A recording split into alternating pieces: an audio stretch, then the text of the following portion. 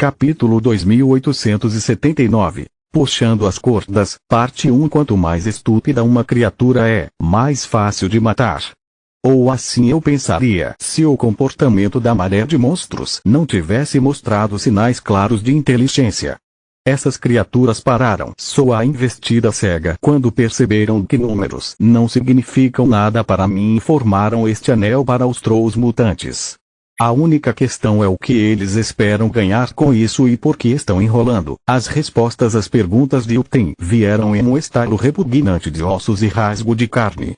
A mastigação nunca parou enquanto os trolls avançavam em direção à Banshee primogênita, dando várias mordidas a cada passo que davam. Então, um deles emitiu um grito agonizante de todas as suas bocas, enquanto sua pele vermelha se rasgava em uma fonte de sangue. O coração batia tão rápido e as veias eram tantas que um único arranhão era o suficiente para liberar uma névoa sangrenta que lembrava a aura de um desperto. Utem se perguntou se uma de suas ondas de choque poderia ter causado uma hemorragia interna que estava aparentemente matando as criaturas, mas isso não fazia sentido. Trolls eram famosos por se curarem rapidamente e o ferimento era externo e se expandia rapidamente. Muito rápido. Antes que ela pudesse franzir suas sobrancelhas delicadas, os dedos e pernas do troll mutante se ancoraram no chão, puxando em direções opostas. O corpo vermelho pálido foi despedaçado em um respingo de sangue, mas ambas as metades continuaram de pé. As âncoras continuaram mastigando e novos flashes cresceram para cobrir os órgãos expostos. No piscar de olhos, dois trolls idênticos estavam onde apenas alguns segundos atrás havia um. Entendo. Utem assentiu. Essa mutação acelera ainda mais sua taxa de desova. Sem procriação, sem filhotes. Apenas adultos puros, cada um uma cópia do original. Vocês ao menos compartilham as mesmas memórias. Enquanto ela falava, o resto dos trolls mutantes começaram a pseudomitose. Utem respirou fundo e abriu a boca como se estivesse prestes a gritar. Os monstros que compunham o anel vivo e todos os trolls levantaram os cadáveres sob seus pés para usá-los como escudos. Uau! A voz de Utem saiu como um sussurro sensual. Memórias compartilhadas e uma mente coletiva. Suas palavras foram recebidas com rosnados e assobios, e os monstros ficaram igualmente furiosos com sua dedução. Por favor, não foi tão difícil. Vocês se moveram como um só e nenhum de vocês deu uma única ordem que eu pudesse perceber. Ela explodiu em uma gargalhada prateada. Além disso, vocês têm assuntos mais urgentes com que se preocupar. Você realmente acha que eu estava perdendo meu tempo falando?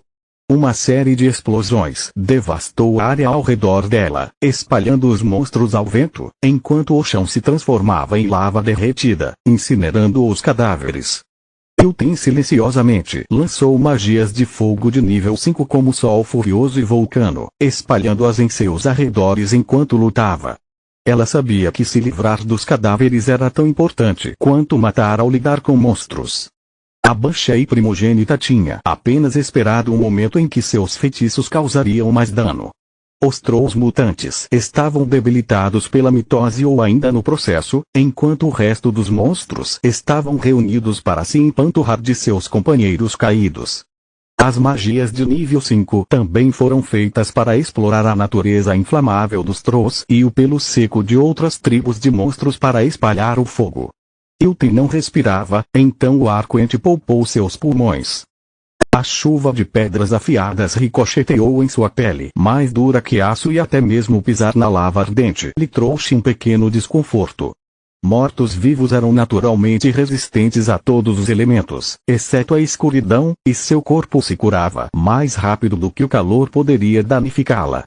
Ela aproveitou o caos que se seguiu para atravessar as fileiras de monstros e invocar um vento forte que arrastou as chamas em seu rastro e as espalhou ainda mais. Grande foi sua surpresa quando um estalo familiar veio de trás dela, forçando-a a se virar. As bocas na ponta dos dedos longos dos trolls estalaram o ar vazio enquanto ela se esquivava deles com uma cambalhota. Como você ainda está vivo?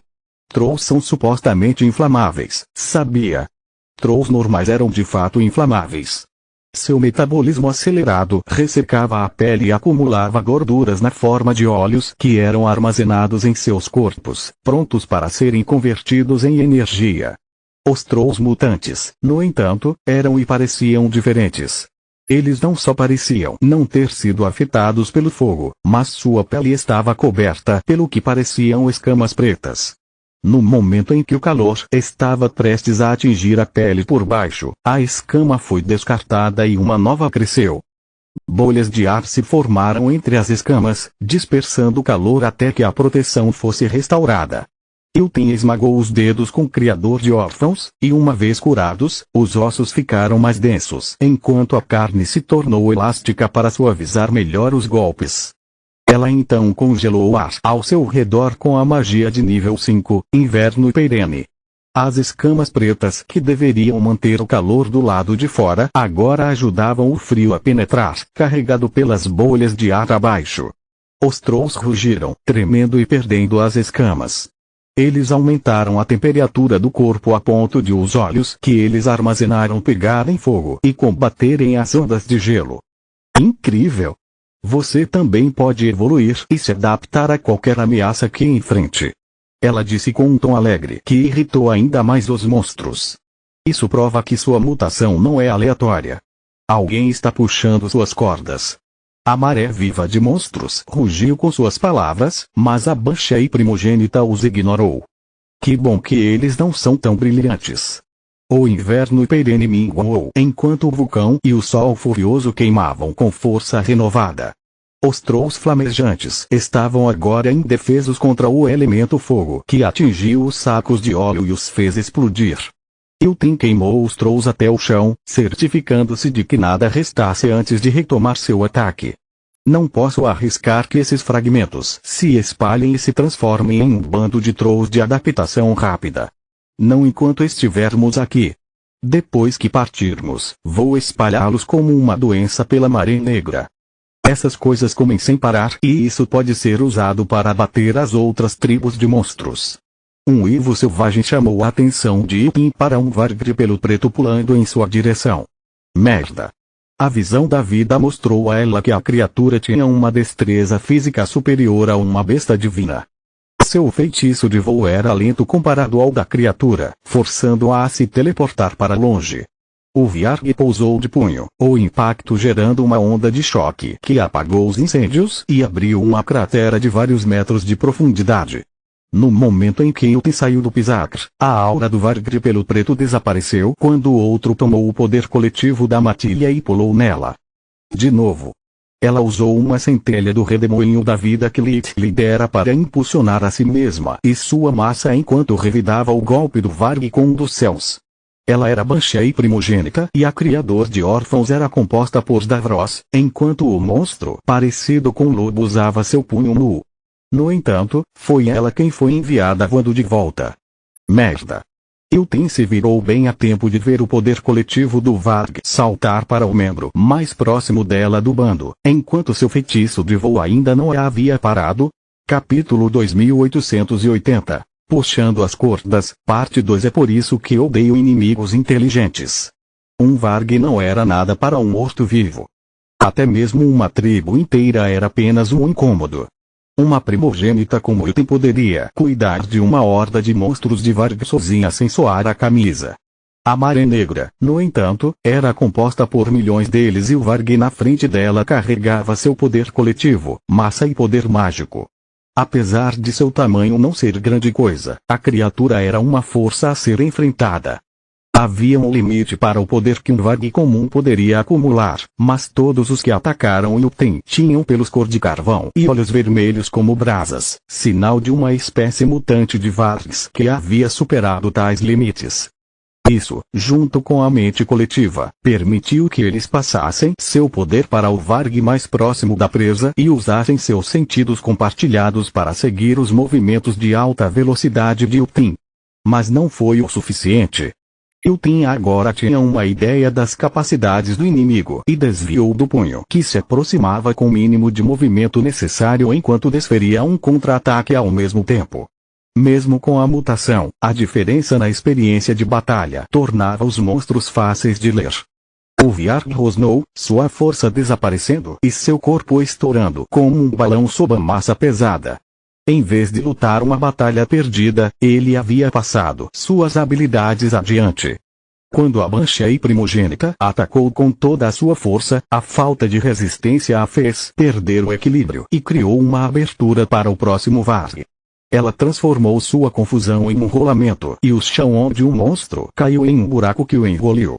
Libertar-se de dezenas de toneladas de rocha sólida teria esgotado a resistência da maré, então o Varg aceitou sua morte e passou o poder para o próximo navio. 2 já foram, faltam 2 milhões. Iltin suspirou quando o outro Varg mutante deu um passo à frente. Apenas mutantes ousavam enfrentá-la, enquanto o resto mantinha distância. Eles, ou melhor, aquele que puxava suas cordas, sabiam que protelar era a melhor estratégia contra um morto-vivo. Sunrise era um inimigo que nem mesmo um primogênito poderia derrotar. Eu não vou descer aí completamente nua. Tista disse enquanto ela e Lith estudavam a situação de cima. Transformar-se em uma Hecate lhe dera grande destreza física e aumentar a sua massa, mas também tornara seu antigo equipamento inútil. Ela não tinha os meios para criar uma armadura do seu tamanho, então suas escamas vermelhas eram tudo que ela tinha. O único lado positivo era que separar, as garras encantadas, agora se encaixavam nela como uma luva, sem a necessidade de reduzir seu peso com magia de gravidade. Não acho que seja uma ideia sensata. Lita sentiu, notando a disposição dos monstros de se sacrificarem para matar o inimigo e seu trabalho em equipe perfeito. Temos apenas que ganhar tempo para o localizador de caminhos. Em vez de sermos atacados como os outros, é melhor criarmos uma distração. Ele usou magia do vazio para coletar a poeira e os detritos liberados pela luta abaixo no ar para conjurar pedras redondas do tamanho de um pequeno apartamento. Então, Litos combinou com magia de fogo e gravidade para liberar a magia de nível 5, Cometa em Chamas. O elemento fogo ampliou o atrito com o ar, incendiando as rochas, enquanto a magia da gravidade aumentava tanto seu peso quanto sua velocidade. Lito mirou o feitiço para que ele atingisse longe de seus aliados, mas perto o suficiente das linhas de frente para interromper as formações dos monstros. Cada impacto gerava uma nuvem de cogumelo que subia por dezenas de metros no ar, criando tempestades de areia localizadas. Os Tiamat assumiram o controle das correntes de ar cheias de poeira com magia do vazio, transformando-as em paredes sólidas que prendiam os monstros e os isolavam do resto da maré.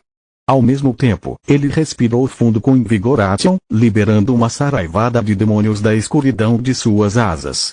Abominações não eram comedores exigentes, todas as forças vitais tinham o mesmo gosto para elas. Lith deu a eles apenas um olho, cada um contando com as hordas de monstros para alimentar o céu. Quanto a Tista, ela respirou fundo também e ativou sua habilidade de linhagem, Égide Etérea. Seu corpo inteiro se transformou em uma massa viva de chamas de origem enquanto ela mergulhava no coração da maré. Nessa forma, nenhum ataque físico poderia machucá-la e ela passou pelas linhas de monstros enquanto deixava um rastro de corpos carbonizados em seu rastro. As garras abertas de Sunder cortaram dezenas de monstros em sua passagem e liberaram lâminas de ar que cortavam mais fundo. Quando ela sentiu a sensação familiar de seus pulmões queimando por ar, a Hecate voou de volta para o céu em uma parábola ascendente antes que as chamas desaparecessem. O cheiro de carne carbonizada ainda permanecia em seu nariz e uma espessa camada de gordura cobria sua língua. Tista havia matado centenas de monstros de uma só vez e deixado para trás uma cicatriz ardente na maré negra, mas mal fez um amassado nela. Ela se virou para Lith, notando que, em vez de lançar seus feitiços um após o outro, ele estava tomando seu tempo e mirando com cuidado. Ela estava prestes a respirar fundo para conjurar um fluxo duplo de chamas amaldiçoadas quando Tiamat agarrou seu ombro. Não tão rápido. O revigoramento não pode compensar a força vital que perdemos toda vez que usamos as chamas originais. Devemos fazer cada explosão valer a pena, ele disse com o elo mental para não perder tempo. O que você propõe então? Chamas de origem infundidas com redemoinho da vida, o que mais? Lith respondeu. É a oportunidade perfeita para colocar nosso treinamento à prova. Nunca tivemos sucesso até agora. E se for apenas mais um fracasso? Ela perguntou. Na pior das hipóteses, a explosão resultante compensará isso. Ele deu de ombros. Não havia necessidade de mencionar o melhor cenário possível. Tudo bem. Eles usaram a conexão mental para coordenar o ritmo da respiração até que seus corações batessem em uníssono. Agora. Eles pensaram como um só, liberando um jato de chamas de origem cada um. Os dois pilares de fogo se sobrepuseram, crepitando enquanto as diferentes assinaturas de energia que carregavam lutavam pelo domínio. Então, empurrados pela força de vontade imbuída neles e pelas faíscas de relâmpagos prateados, as chamas violetas profundas e brilhantes se fundiram em um pilar branco imaculado. As chamas primordiais cresceram em tamanho, devorando a energia do mundo ao redor e vaporizando tudo que atingiam.